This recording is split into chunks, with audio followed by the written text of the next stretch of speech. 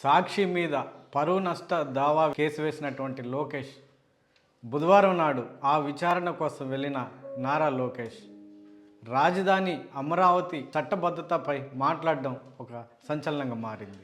రాజధాని అమరావతికి ఇప్పటికే చట్టబద్ధత ఉంది అని చెప్పడం, అదే రోజు అదే బుధవారం నాడు పోలవరం ప్రాజెక్టు సందర్శనకు వెళ్ళినటువంటి ముఖ్యమంత్రి నారా చంద్రబాబు నాయుడు హడావుడిగా బుధవారం సాయంత్రం ఢిల్లీకి వెళ్ళి కేంద్ర హోంశాఖ మంత్రి అమిత్ షాను కలిసి అమరావతి రాజధాని చట్టబద్ధత కల్పించే విషయం, దానికి సంబంధించిన ప్రక్రియని వేగవంతం చేయండి అని రిక్వెస్ట్ చేయడము, విజ్ఞప్తి చేయడం, ఈ రెండు అంశాలు చాలా చర్చకు దారితీశాయి.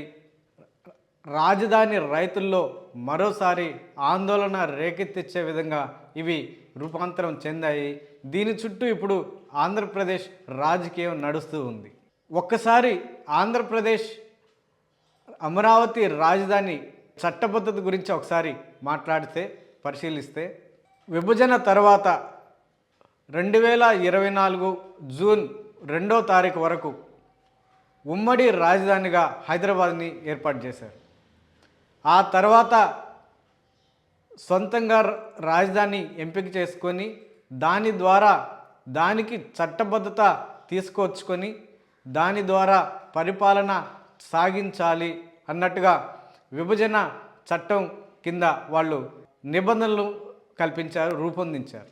ఆంధ్రప్రదేశ్ పునర్విభజన చట్టం 2014 ప్రకారం ఎప్పుడైతే ఈ కాల పరిమితి ముగిసిపోతుందో ఆ తర్వాత ఆంధ్రప్రదేశ్ ఎంచుకున్నటువంటి ప్రాంతాన్ని రాజధానిగా, శాశ్వత రాజధానిగా చట్టబద్ధత కల్పించుకుని కేంద్రం చేత అనుమతులు తెప్పించుకుని దానిని గజెట్ రూపంలో నోటిఫికేషన్ విడుదల చేసుకొని తర్వాత దాని కేంద్రంగా శాశ్వత రాజధానిగా గుర్తింపు తెచ్చుకున్న తర్వాత పాలనా కేంద్రంగా మారి దాని కేంద్రంగా పాలన సాగించే అవకాశం ఉంటుంది. నిబంధనల ప్రకారం ఆ విధంగా రాజధానిని శాశ్వత రాజధానిగా అమరావతిని ఏర్పాటు చేసుకోవాల్సిన అవసరం ఉంది. కానీ ఆంధ్రప్రదేశ్లో ఆ వాతావరణం ప్రస్తుతం కనిపించడం లేదు. ఒకవైపు కేంద్రంలో కీలకంగా వ్యవహరిస్తున్నటువంటి నారా చంద్రబాబు కానీ, పవన్ కళ్యాణ్ కానీ, నారా లోకేష్ కానీ చట్టబద్ధత కల్పించుకునే విషయంలో ఎందుకు కేంద్ర ప్రభుత్వ పెద్దలని నిలదీసే అవకాశాలు, నిలదీసే పరిస్థితులు, వాతావరణం లేకుండా పోయిందన్న చర్చ, విమర్శలు కూడా పెద్ద ఎత్తున వినిపిస్తున్నాయి. దాదాపు 21 స్థానాలు ఎంపీ స్థానాలు గెలుచుకున్నటువంటి కూటమి ప్రభుత్వం సింగిల్ హ్యాండెడ్గా దాదాపు 16 స్థానాలు ఎంపీ స్థానాలు కైవసం చేసుకున్నటువంటి టీడీపీ, 3 స్థానాలు కైవసం చేసుకున్నటువంటి బీజేపీ, 2 స్థానాలు కైవసం చేసుకున్నటువంటి జనసేన, ఇవన్నీ కలిపి 21 స్థానాల్లో కేంద్ర ప్రభుత్వం నిలబడడానికి, ఊతమివ్వడానికి ప్రధాన కారణభూతమైనటువంటి ఏపీ ఎన్డీఏ కూటమి ఎంపీల సంఖ్య ఇంత భారీగా ఉన్నప్పటికీ ఎందుకు రాజధాని అమరావతికి సంబంధించి చట్టబద్ధత కల్పించుకునే విషయంలో ఎందుకు ఇంత జాప్యం నెలకొంది? ఎందుకు ఈ వాతావరణం కావాలనే క్రియేట్ చేస్తున్నారా? లేకపోతే కేంద్రం కావాలనే అడ్డు పెడుతుందా?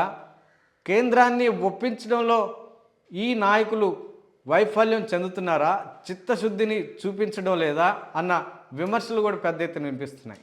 మరోవైపు రాజధాని కోసం 2వ విడత భూములు సేకరించడానికి శరవేగంగా అడుగులేస్తున్నటువంటి సీఎం చంద్రబాబు నాయుడు ప్రభుత్వం రాజధాని రైతుల్లో గుండెలు ఆగిపోయే పరిస్థితులు ఏర్పడుతున్నాయి. రామారావు అన్న రైతు గుండాగి ప్రభుత్వం అంటే మంత్రి, స్థానిక ఎమ్మెల్యే నిర్వహించినటువంటి సభలో ఆయన తన ఆవేదనని వ్యక్తం చేస్తూ గుండాగిపోయి కుప్పకూలిపోయి మరణించారు. ఇలాంటి వాతావరణం ప్రతిరోజు నిత్యం అక్కడ జరుగుతూనే ఉంది.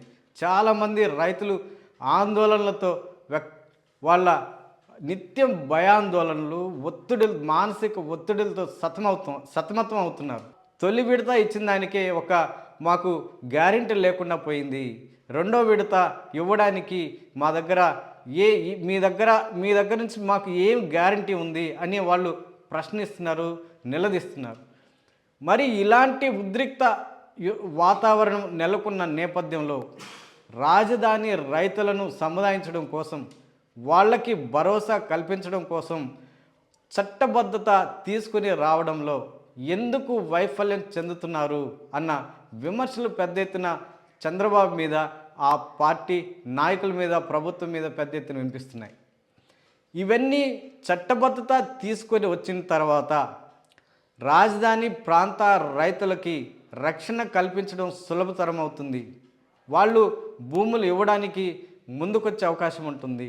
ఇదిగో ప్రభుత్వం మా పక్షాన్ని నిలబడుతుంది, మాకు సహాయం చేస్తుంది, మాకు ఎలాంటి ఇబ్బందులు సమస్యలు రాకుండా ప్రభుత్వమే కాపాడుతుంది, భవిష్యత్తు గ్యారంటీ కింద ప్రభుత్వమే ఉంటుంది అన్న ధీమా, భరోసా వాళ్ళకి వచ్చే అవకాశం ఉంటుంది.